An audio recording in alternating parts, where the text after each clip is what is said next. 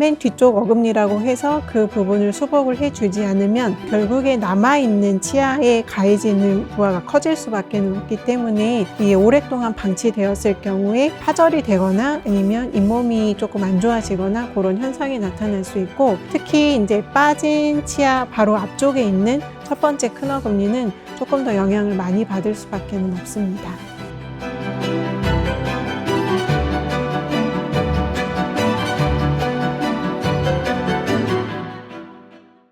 안녕하세요. 서울클래식치과 대표원장 윤영경입니다.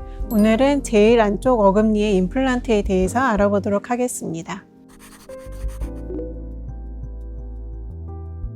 상황에 따라서 조금 다르기는 하는데요. 다른 치아가 전체적으로 다 있는 상태에서 그 치아가 상실되었다고 하면은 그 부분을 수복을 해주는 게 맞기는 하는데, 물리는 관계에 따라서 어금니가 상실되어도 씹는 힘에 크게 상관이 없는 경우에는 굳이 권유를 드리지 않는 경우도 있고요. 그리고 이제 고령이신 경우에 그 치아 하나가 없어도 크게 상관이 없으신 경우에도 굳이 권유를 드리지 않을 수도 있습니다. 그리고 경우에 따라서는 이제 여러 개의 치아가 없어서 전체적으로 재건이 필요한 경우에도 제일 끝쪽 어금니까지는 계획을 세우지 않고 그 앞에 있는 첫 번째 어금니까지 계획을 세워서 치료를 할 수도 있습니다.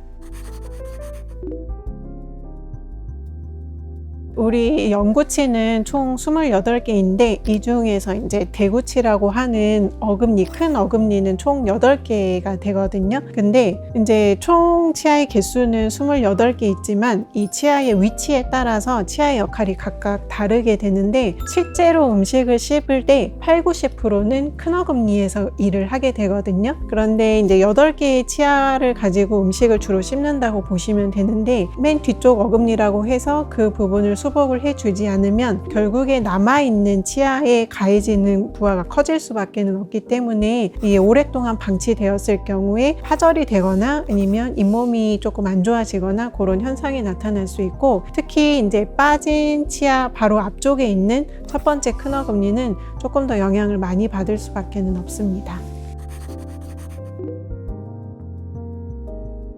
치아라는 거는 서로 이렇게 맞물려 있는 상태이기 때문에 아래 치아가 빠지면 위쪽 치아가 내려오게 되고, 그 다음에 이제 위에 치아가 빠지면 아래 치아가 조금 이렇게 정출이 되는 그런 현상을 보이게 돼서 수복을 해야 될 시기를 놓치면은 나중에 임플란트를 했을 때 반대쪽 치아도 치료를 해야 되는 상황이 될 수 있기 때문에 그 시기를 놓치지 않는 게 좋습니다.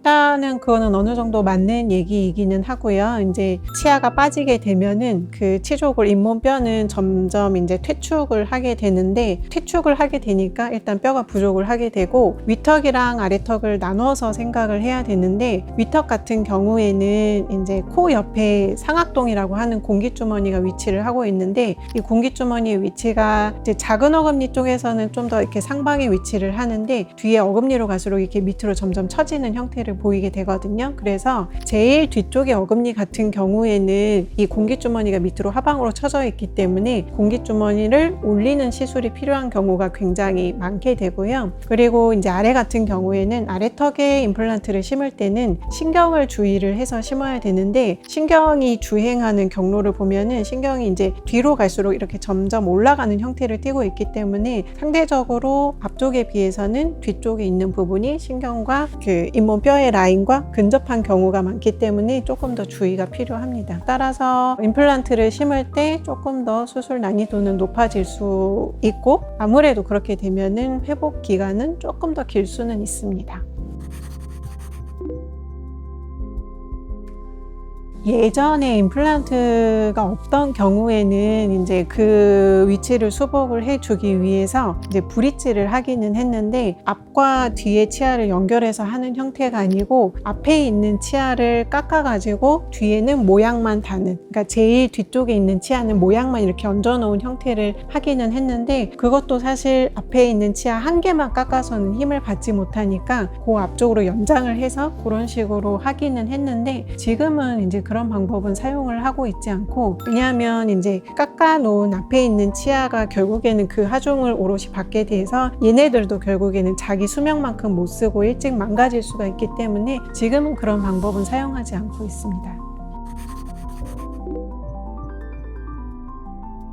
연령에 따라서 달라진다기보다는 그 환자분의 구강 상태를 일단 보고 결정을 해야 되는데, 그 치아를 제외하고 나머지 치아가 다 있다고 하시면은 그 치아를 수복을 해서 그쪽으로 잘 색사를 하실 수 있게 만들어 드리는 게 맞기는 하고요. 근데 뭐 이미 맞부딪히는 대합치가 상실된 상태이거나 아니면은 이미 다수의 치아가 없는 상태여서 그 치아뿐만이 아니고 여러 개의 임플란트를 심어야 되는 상황이라고 하면 굳이 맨 뒤에 있는 치아까지 수복 계획을 세우지는 않기는 합니다. 그래서 단순히 어떤 연령이라기보다는 그 환자분의 현재 구강 상태가 어떤지, 그래서 이 임플란트를 하는 게 좀 더 유리한지 아니면 안 해도 크게 상관이 없는지 그거를 보고 결정한다고 보시면 됩니다. 오늘은 제일 안쪽 어금니의 임플란트에 대해서 알아보았고요. 지금까지 서울 클래식 치과 원장 윤양경이었습니다.